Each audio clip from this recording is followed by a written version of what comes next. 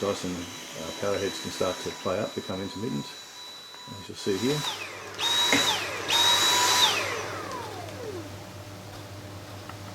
This can be caused by a couple of things. One is when a lot of hair gets caught up where the motor is in the head. There's videos to show you how to take that hair out, and pretty easy to undo and clean up. The other issue is to do with the power getting to the head. It's actually a powered head. I didn't know this initially. Some people say it could be a suction issue. That is not the case. These heads don't have anything to do with, spinning of these heads have nothing to do with suction. It's all about the power, and the power runs down through the pipe. A pretty quick and simple way to test if it's the pipe is just to remove the pipe and connect the motorised head straight onto the main body and see how it goes.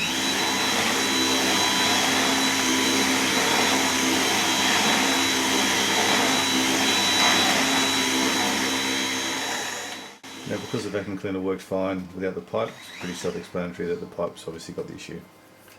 If you found the vacuum cleaner was still intermittent without the pipe in place, then the pipe's probably okay, but the issue is more likely a connector either on the head or on the main body. So if you have another head or a different head attachment type, plug that in directly to the body and see if that fixes it. That'll tell you if it's the head.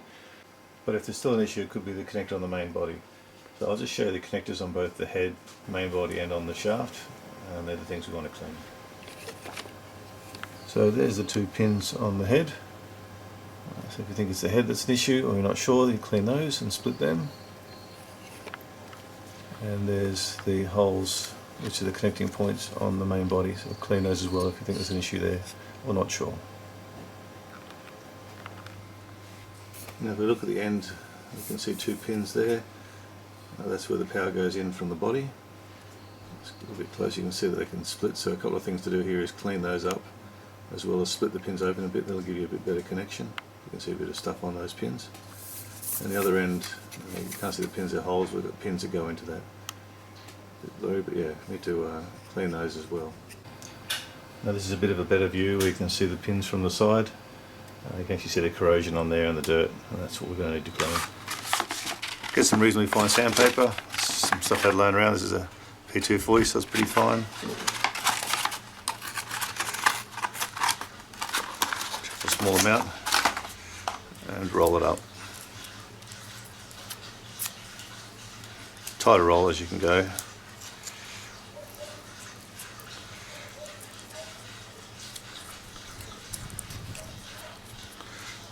More than enough.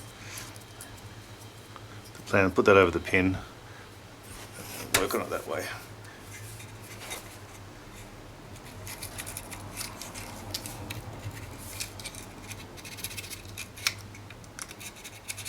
Just move it around so you get all the sides.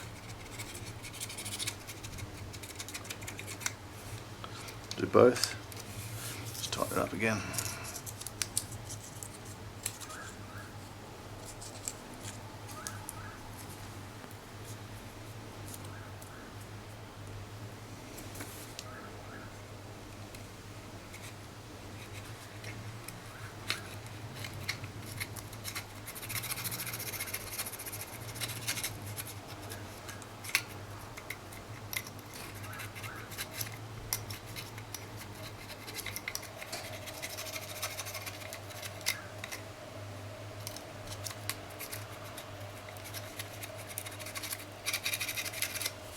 Looks pretty clean now. Go with a bit more.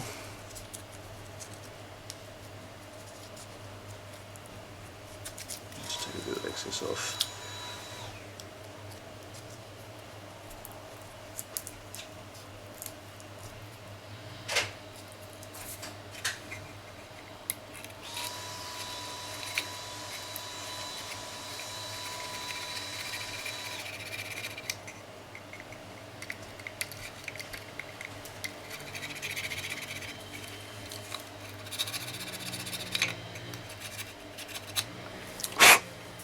Okay, I'll split the pins and we'll see how it goes.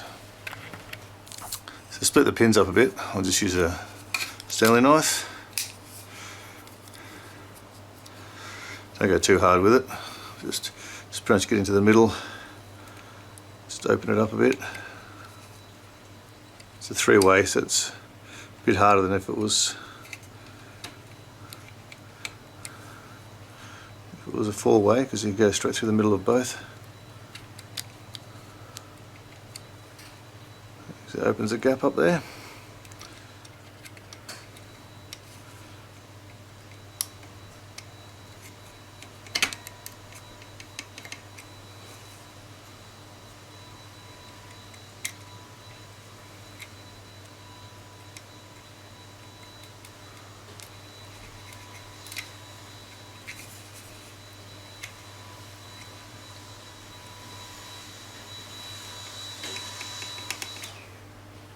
Okay,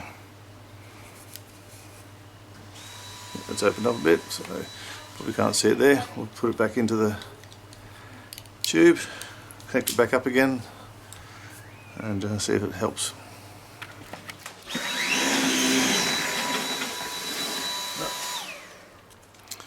Okay, so we'll do the inside this time.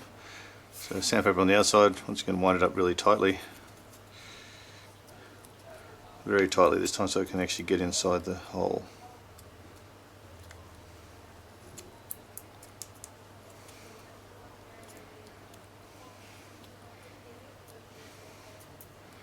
That'll be enough.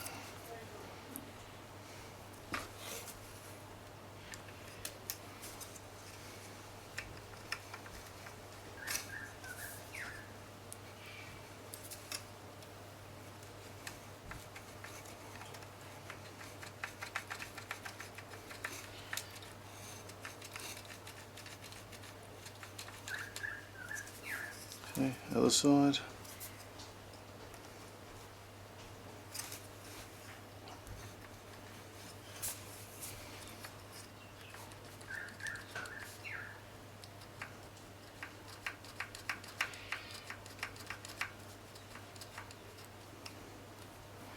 Bit of gunk on there, a bit of dirt.